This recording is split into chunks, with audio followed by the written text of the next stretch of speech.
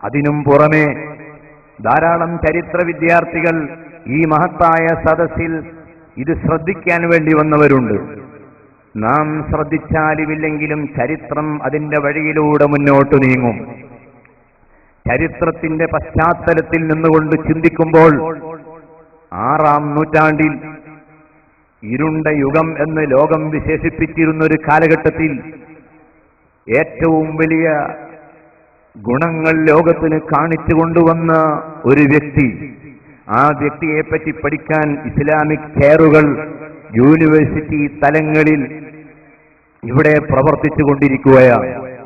മാത്രവുമല്ല, ഒരു വ്യക്തിയെപ്പറ്റി പഠിക്കാൻ ആഗ്രഹിക്കുന്നവർ ആ വ്യക്തിയുടെ ജനനം എവിടെ എന്ന് അന്വേഷിക്കുമ്പോൾ, ജീവിതത്തിന്റെ വിശദമായ രൂപം എന്തായിരുന്നുവെന്ന് അന്വേഷിക്കുമ്പോൾ, ആ നേതാവിന്റെ സന്ദേശം എന്താണെന്ന് പഠിക്കാൻ ആഗ്രഹിക്കുമ്പോൾ അതിന് വ്യക്തമായ ഉത്തരം ചരിത്രത്തിൽ നിന്ന് ലഭിക്കും എന്ന് പറയുമ്പോൾ അതാണ് ഹബീബായ റസൂലുള്ളാഹി സ്വല്ലല്ലാഹു അലൈഹി വസല്ലമയുടെ പ്രത്യേകത. ആ പ്രത്യേകത ഉൾക്കൊണ്ട് ആ നബിയുടെ സന്ദേശം ലോകത്തിന് പഠിപ്പിക്കാൻ ഇസ്ലാമിക സമൂഹത്തിന് ബാധ്യതയുണ്ട്. അതിലുമപ്പുറം നമുക്കറിയാം ആരെയാണ് അനുകരിക്കേണ്ടത് എന്ന വിഷയത്തിൽ പോലും ലോകത്തിനു മുൻപിൽ ഇന്ന് നിസ്സംഗതയാണ് നാം കണ്ടുകൊണ്ടിരിക്കുന്നത്. സിനിമാ താരങ്ങളെയും അതുപോലെ ദുഷിച്ച പ്രവണതകൾ ഉള്ള കേന്ദ്രങ്ങളെയും മാത്രം പിൻപറ്റുന്നൊരു പ്രവണത പുതിയ തലമുറയിൽ കടന്നു വന്നുകൊണ്ടിരിക്കുമ്പോൾ നല്ല വ്യക്തികളെ പറ്റി പഠിക്കുകയും അവരെ സ്നേഹിക്കുകയും അവരെ ബഹുമാനിക്കുകയും അവരുടെ പാത പിൻപറ്റുകയും ചെയ്യണമെന്ന് ഓരോ ഘട്ടത്തിലും ലോകത്തിന് പഠിപ്പിച്ചു കൊടുക്കാൻ നാം വേദികളുണ്ടാക്കുന്നില്ല എങ്കിൽ നമ്മുടെ ഭാവി ആശങ്കാജനകമായിരിക്കുമെന്ന് നാം മനസ്സിലാക്കേണ്ടതുണ്ട്. മറ്റൊരു കാര്യം നാം ഈ സമയത്ത് ഓർക്കേണ്ടത്, പ്രവാചക തിരുമേനി സല്ലല്ലാഹു അലൈഹി വസല്ലമയോടുള്ള സ്നേഹവും ബഹുമാനവും മുസ്ലിം സമുദായത്തിന്റെ പഴയ തലമുറ ഏത് രൂപത്തിലായിരുന്നു കാത്തുസൂക്ഷിച്ചത് എന്ന് അന്വേഷിക്കുമ്പോൾ, എന്റെ പ്രിയപ്പെട്ട സഹോദരന്മാരെ, സുഹൃത്തുക്കളെ, നമ്മുടെ മുൻഗാമികളെ അപേക്ഷിച്ച് നാം വളരെ പിന്നിലാണ്. ഫിദാക അബീ വ ഉമ്മി യാ റസൂലല്ലാഹ്, എന്റെ പിതാവും എന്റെ മാതാവും എന്റെ കുടുംബവും എന്റെ സമ്പത്തും എന്റെ എല്ലാം അങ്ങേക്ക് വേണ്ടി ബലിയർപ്പിക്കാൻ തയ്യാറാണെന്ന് പ്രഖ്യാപിച്ച പൂർവീകരുടെ ആ തലമുറയുടെ പാതയിൽ നാം എപ്പോൾ ചരിക്കുന്നുവോ അന്നല്ലാതെ ഇസ്ലാമിക സമൂഹത്തിന് വിജയിക്കാൻ കഴിയുകയില്ല. അതുകൊണ്ട് തന്നെ സഖാഫത്ത് സുന്നിയ, SYS, SS തുടങ്ങിയുള്ള നമ്മുടെ സംഘടനകൾ രാജ്യത്തിന്റെ നാനാഭാഗങ്ങളിൽ ഹുബ്ബുന്നബിയുടെ കോൺഫറൻസുകൾ നടത്തിക്കൊണ്ട് നമ്മുടെ തലമുറയെ ഈമാനിൽ അരക്കിട്ടുറപ്പിക്കുവാനുള്ള മാർഗമായി ഇതുപോലെയുള്ള സമ്മേളനങ്ങൾ ഉപയോഗപ്പെടുത്തേണ്ടിയിരിക്കുന്നു. കാരണം തിരുനബി സല്ലല്ലാഹു അലൈഹി വസല്ലമ ഒരു സാധാരണ മനുഷ്യൻ അല്ല. പിതാവിനേക്കാൾ, മാതാവിനേക്കാൾ, ജ്യേഷ്ഠനേക്കാൾ, ലോകത്തെല്ലാവരെയും കാൾ സ്നേഹവും ബഹുമാനവും നൽകി ആദരിക്കുകയും ആ പേര് കേൾക്കുമ്പോൾ സ്വലാത്ത് ചൊല്ലുകയും ആ പേര് നമ്മുടെ വീട്ടിലുള്ള കുട്ടികൾക്ക് ആ പേർ ഇട്ടുകൊണ്ട് മുഹമ്മദ് എന്ന് നാമകരണം ചെയ്തുകൊണ്ട് ആ നേതാവിന്റെ പേര് കേൾക്കുമ്പോൾ ആവേശത്തോടുകൂടി ഇസ്ലാമിക സമൂഹത്തിലെ ഒരു കന്യയായി മാറാനുള്ള ആഗ്രഹം പ്രകടിപ്പിച്ചുകൊണ്ട് ഇഷ്കിന്റേതായ പാതയിൽ മുന്നോട്ട് നീങ്ങാൻ എപ്പോഴാണോ മുസ്ലിം ഉമ്മത്തിന് കഴിയുന്നത് അന്ന് മാത്രമേ അവരുടെ ഈമാൻ നിലനിർത്താൻ കഴിയുകയുള്ളൂ. കാരണം സാധാരണക്കാരായ ആളുകൾക്ക് ഇസ്ലാമിനെ പറ്റി വിശദമായി പഠിക്കാൻ അവർക്ക് സമയം ലഭിക്കുകയില്ല. ദുർഘടഘട്ടങ്ങളിൽ, പ്രതിസന്ധി ഉണ്ടാകുന്ന സന്ദർഭങ്ങളിൽ, തെറ്റും ശരിയും വ്യക്തമാകാൻ പ്രയാസപ്പെടുന്ന ഘട്ടങ്ങളിൽ ഒരു മുസ്ലിമിന്റെ മുന്നിലുള്ള ഒരേ ഒരു രക്ഷമാർഗം ഹബീബ് റസൂലുള്ളാഹി സ്വല്ലല്ലാഹു അലൈഹി വസല്ലമയുടെ മഹബ്ബത്താണ്. ആ മഹബ്ബത്തുള്ള മനുഷ്യനെ തെറ്റിക്കാൻ പിശാചിന് കഴിയുകയില്ല. ആ നേതാവിനെ പ്രേമിക്കുന്ന ഒരു വിശ്വാസിയെ തകർക്കാൻ ആർക്കും കഴിയുകയില്ല.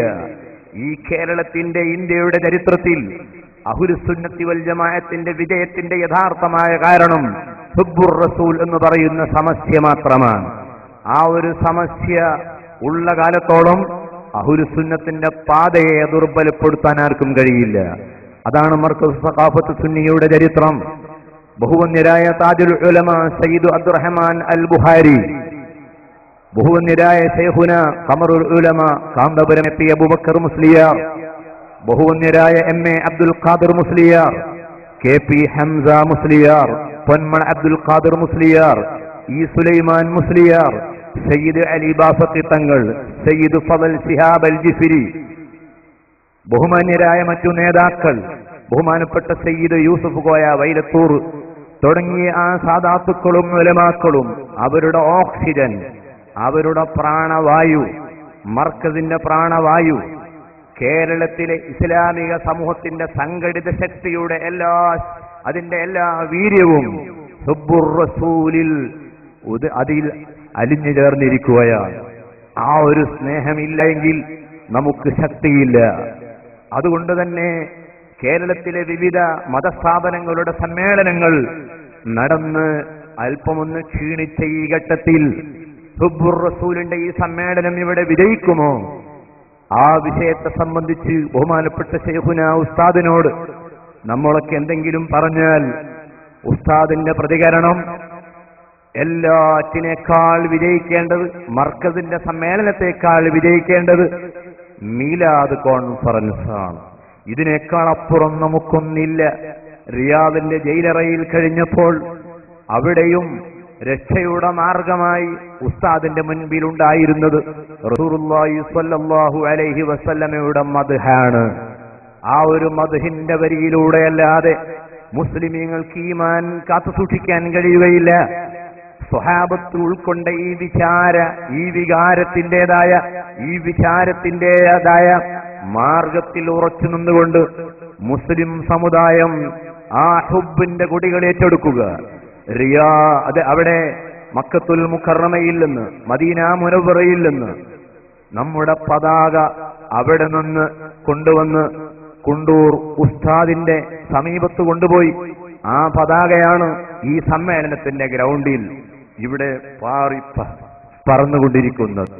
നിശ്ചയമായും അഹ്ലുസുന്നത്തി വൽ ജമാഅത്തിന്റെ വേദിയിലെ ഏറ്റവും വലിയ നാഴികക്കല്ലുകളായി ഈ സമ്മേളനങ്ങളെ പടച്ചവൻ കബൂലാക്കട്ടെ എന്നു പ്രാർത്ഥിച്ചുകൊണ്ട് ഈ പരിപാടിയിൽ സംബന്ധിച്ച സയ്യിദുമാർക്കും ഉലമാക്കൾക്കും നേതാക്കൾക്കും പൊതുജനങ്ങൾക്കും മുസ്ലിം സഹോദരന്മാർക്ക് മാത്രമല്ല മറ്റെല്ലാ സമുദായത്തിലെ എല്ലാവർക്കും ഹൃദയംഗമമായ സന്തോഷങ്ങളും സ്വാഗതങ്ങളും അറിയിക്കുന്നതോടൊപ്പം ഇത് സംഘടിപ്പിച്ച മർക്കദു സഖാഫത്തി സുന്നിയയുടെ ഭാരവാഹികൾക്കും പ്രവർത്തകർക്കും ഇതിന് സഹായിക്കുന്ന എല്ലാവർക്കും വേണ്ടി ഈ സദസ്സിലുള്ള എല്ലാവരും ദുആ ചെയ്യണമെന്ന് അഭ്യർത്ഥിച്ച് സ്വാഗത ഭാഷണം അവസാനിപ്പിക്കുകയാണ്. ഞാൻ എന്റെ വാക്കുകൾ നിർത്തുന്നു. വആഖിറു ദഅവാന അനിൽ ഹംദുലില്ലാഹി റബ്ബിൽ ആലമീൻ. അസ്സലാമു അലൈക്കും വറഹ്മത്തുള്ളാഹി വബറകാതുഹു.